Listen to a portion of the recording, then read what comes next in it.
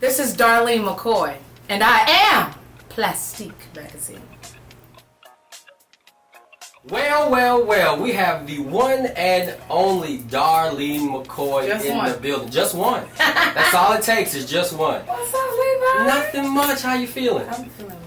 I'm glad. So listen, if y'all don't know, Darlene McCoy is a radio personality. If I'm not mistaken, the first African-American female. With a nighttime. That's big up. Yeah. I clap it up for you. Clap it up for you. Clap it up for you. Well, I want to start by saying this. I was recently at your single release party. Yes. At the Dallas Austin Mansion, I don't know what you call it. For your new single, Walk. And I must say, I meant to text you, I'll save it for this. I was so impressed. You were in such a great space. There was an energy, there was a light, there was a vibe that was radiantly coming off of you. And it was just so beautiful. How did you feel in that moment? That moment surprised me a whole lot. Yeah. Because, I wanted to do something that was intimate. I wanted to show my friends what I've been working on for a long time. Right. And that was the day that I revealed to everyone that not only am I a recording artist, but I'm a canvas artist. Right. Because I was revealing cover art for my single Walk. And the love that was in the room, just, it really overwhelmed me. Yeah. Overwhelmed me. I can only imagine because I felt it. And I'm like, I don't even know all these people, so clearly she got to feel it. But it was amazing. Man, and it's something that I really feel like, and I was talking about it to some friends after, but I'm like, more people need to feel that kind of love. You know what I mean? And it's encouraging to me because there were people from all walks of life that was in the room. Yeah. But they're my friends. Yeah. These were my friends. Yeah. Dallas Austin and I have been friends for well over 20-something years, and I won't count how many times. Right. Because you're just 22. That's right. I'm just 22. Just 22. But, just the love even from him, opening his doors, and then, for all of the people that came just to hear a single and to see some cover art blessed me. Yeah. So let's talk about that, because what I love about you is you got people that know you in the faith-based community, then they also know you in the quote-unquote secular industry. How do you merge your relationships with those from the faith-based side and the secular side and all of that? Like you said, they're your friends. So how does that work? Well, the thing of it is the common denominator is that they're my friends. You know what I mean? And with me, there is no difference between the two, the faith-based community and the secular community. They are my friends. Yeah. And, they just so happen to be in different industries, different communities. But that actually, kind of speaks to, who I am as a person. I have no bar when it comes to embracing people. Right. You know what I'm saying? Right. If you give me that same kind of love, I'm going to give it right back to you. And it feels right. Yeah. It feels right for me. Yeah. So absolutely, I love it. I'm the same way. I have friends everywhere, and it's always cool to connect with like-minded people who get that. Who get it? And it's beautiful because people come from different backgrounds and all of that. So and the thing of it is if you have a mission to spread the love of Christ, then it's evident when it is attractive to more people than just the people you're used to being around. Absolutely. That's the word. That's the word. So, we've had this conversation before about Jesus being eclectic. Yes. Unpack that for me. What does that mean? So, I think that what has happened is we have understood Jesus to be a religion. He is like the foundation for Christianity. Yeah. But I really believe that was not the intention for Christ. Christ came for every soul. And the word eclectic means multiverse, multifaceted. It's universal. It's global. Right. And the thing of it is, Jesus was eclectic is actually just a statement to say that. I mean, stop with the religious games. You know what I mean? Get to know Christ for real, for who he is. Yeah. He is not Catholic. He's not Presbyterian. He's not even Christian. Hello, somebody. Come on. He's not a religion. That's going to mess the folks up, Darlene. Well, I mean, hopefully it will cause them to think again and to grow and be transformed by the renewing of your mind. Right. Lower their mind. So let me ask you this then, because what you said is making people think. Yeah. People don't like to think. They like to be told what to do, when to do, how to do. Why do you think people don't like to think for themselves? Well, because it's easy to be intellectually lazy. Because you have every excuse to keep a barrier and a boundary between you and whoever you want to keep out of your life. Right. You know, for whatever reason. But the danger in that is the scripture says that we wrestle not against flesh and blood, but against principalities. Yes. Let's just deal with that word right there. These are principles that cause a mentality. Yeah. And what has happened is we have all of these religious principles that has given us a mentality that actually keeps us from transforming and evolving spiritually. And it's just not, it's counterproductive to the entire gospel of Jesus Christ. Right. So is it safe to say for your latest project that's coming, you want it to be a project that makes people think, be accountable, and really see who Jesus and the gospel is? It's the last one. The gospel. I really want them to see who Jesus really is. Because he's been painted to be a white man, a black man.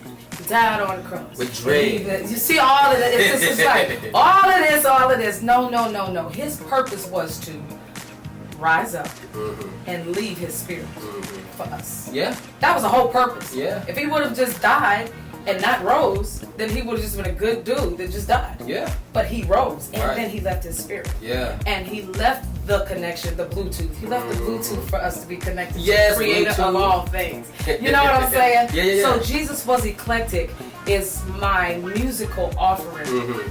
And it is, you know, all kinds of different, it's creativity, you know, where it meets just my ideas. It's going to be social awareness issues that will be addressed. Yeah, that's we needed. have and me being a woman that is a mother who has been a single mother, who has been a married mother, who has been divorced, who was once in a domestic violence situation in my life, and then single again, and then dating. Like, I have gone through so many phases as a woman, as a sister, as a daughter, as a mother.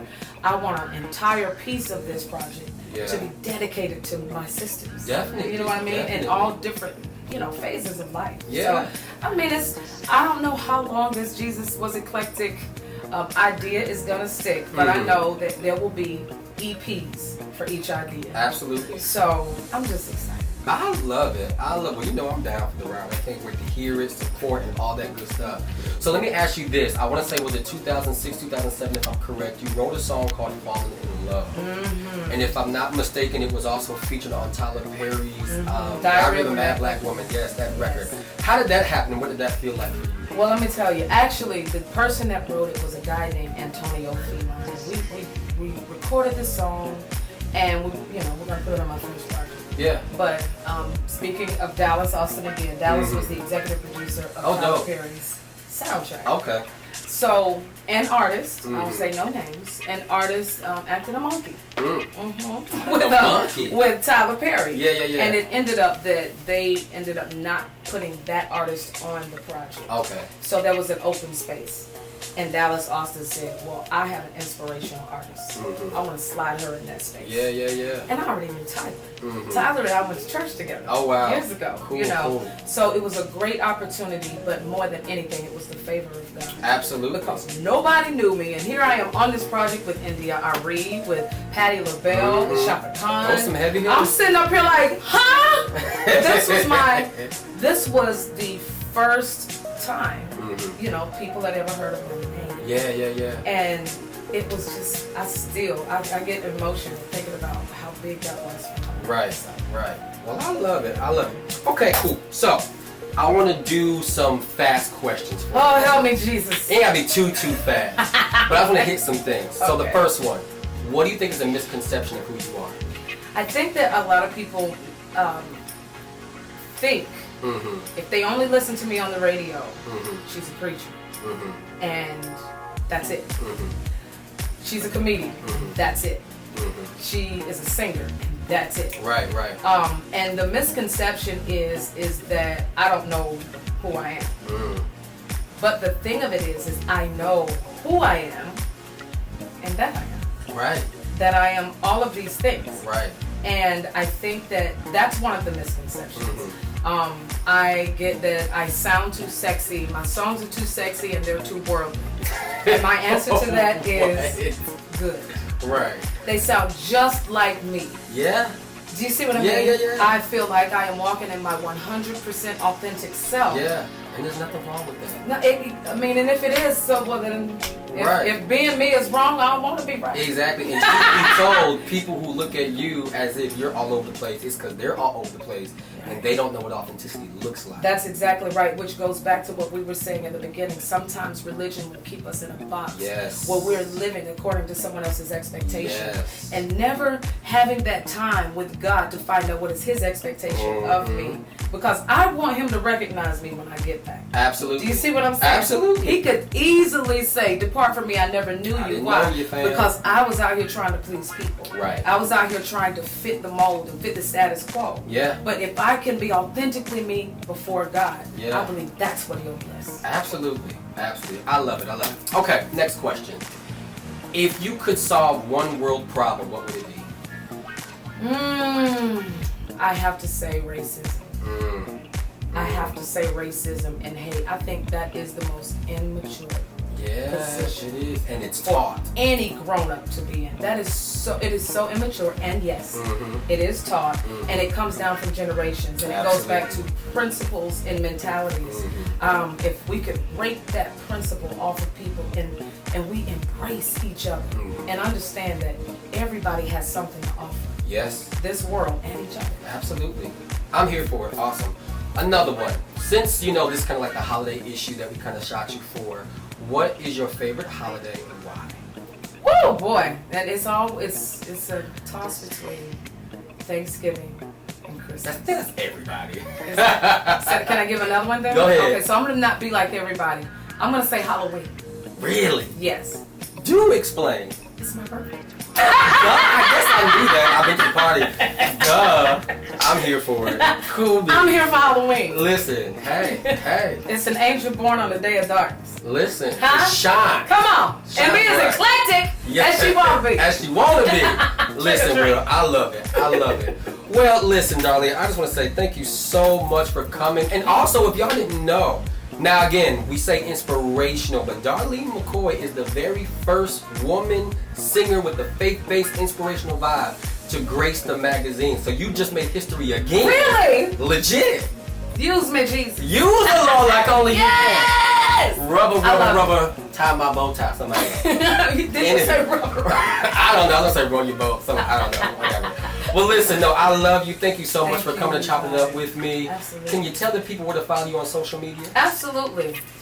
Follow me on Instagram at Darlene McCoy, on Twitter at Darlene McCoy, on Facebook I am Darlene, or just go to IamDarlene.com. Get all of them. Get all of them. And one more thing. Leave our listeners with one word of inspiration that you have. Absolutely. In anything that you do, make sure that it is what you want to do, and it's what you feel from your soul that you should do, and be authentically who you are, because it's okay. Boom. Love you. I love you. Thank you. Thank you. Booyah. All right, Plastiq. What's up?